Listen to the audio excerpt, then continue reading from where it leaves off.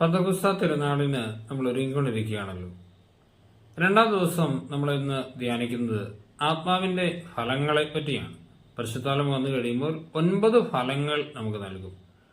അതിൽ പ്രധാനമായും 3 ഫലങ്ങളെ പറ്റിയാണ് നമ്മൾ ഇന്ന് ധ്യാനിക്കുന്നത്. ആത്മാവിന്റെ ഒന്നാമത്തെ ഫലം, ആത്മാവ് വരുമ്പോൾ സ്നേഹം എന്ന ഫലം നമുക്ക് കിട്ടും.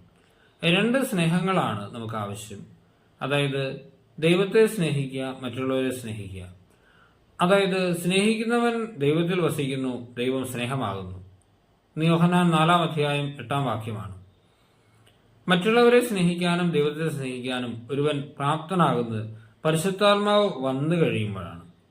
ശിഷ്യന്മാരോട് അരുളി ചെയ്തത്, ഞാൻ നിങ്ങളെ സ്നേഹിച്ചതുപോലെ നിങ്ങളും പരസ്പരം സ്നേഹിക്കുമെന്നാണ്. ഇത് സാധ്യമാകുന്നത് പരിശുദ്ധാത്മാവ് നിറയുമ്പോഴാണ്.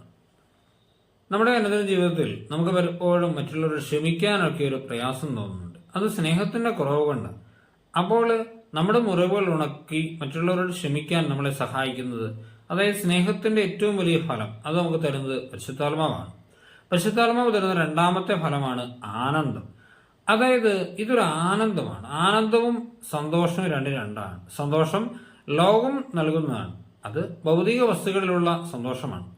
അത് ആ ഭൗതിക വസ്തുക്കൾ പോയി കഴിയുമ്പോൾ സന്തോഷവും പോകും. പക്ഷെ ആനന്ദം ദൈവം തരുന്നതാണ്. അത് ഒരിക്കലും നമ്മിൽ നിന്ന് നഷ്ടമാകുന്നില്ല. ദൈവം ആത്മാവിനെ നൽകുമ്പോൾ ഉണ്ടാകുന്ന സന്തോഷത്തെ പറ്റി ജോയൽ പ്രവാചകൻ പ്രതിപാദിക്കുന്നുണ്ട്. അദ്ദേഹം പറയുന്നു, സിയോൻ മക്കളെ ആനന്ദിക്കുവിൻ, നിങ്ങളുടെ ദൈവമായ കർത്താവിൽ സന്തോഷിക്കുവിൻ. ആ നാടുകളിൽ ഇങ്ങനെ സംഭവിക്കും, എല്ലാവരുടെയും മേൽ എന്റെ ആത്മാവിനെ ഞാൻ വർഷിക്കും. ജോയലിന്റെ പുസ്തകം 2-ാം അധ്യായം 23-28 വാക്യങ്ങളാണിത്. പിതാവായ ദൈവം യേശുവിനെ അയച്ചത് ആനന്ദത്തിന്റെ തൈലവും സ്തുതിയുടെ മേലങ്കിയും നമുക്ക് നൽകുന്നതിന് വേണ്ടിയാണ്. അത് പരിശുദ്ധാത്മാവ് വന്നു കഴിയുമ്പോഴാണ് ഈ ഫലം നമുക്ക് കിട്ടുന്നത്. എലിസബത്ത് പരിശുദ്ധാത്മാവ് കൊണ്ട് നിറഞ്ഞപ്പോഴാണ് എലിസബത്തിനുള്ളിലെ ശിശുവും അവരുടെ കുടുംബവും സന്തോഷം കൊണ്ട് നിറഞ്ഞത്. ഈ അനുഭവം തന്നെ നമുക്ക് സംഭവിക്കും. നൽകുന്ന മൂന്നാമത്തെ ഫലം സമാധാനമാണ്. ഈ ലോകം മുഴുവനും അസമാധാനമാണ്. എല്ലാവർക്കും പലവിധ അസ്വസ്ഥതകളും അസമാധാനക്കേടും. പക്ഷെ അങ്ങനെയുള്ളൊരു ലോകത്തിൽ സമാധാനം നൽകുന്നത് പരിശുദ്ധാത്മാവാണ്. രാജാക്കന്മാർ 2-ാം അധ്യായം 33-ാം വാക്യം ഇങ്ങനെയാണ്, ദാവീദിനും കുടുംബത്തിനും ദൈവം സമാധാനം നൽകി.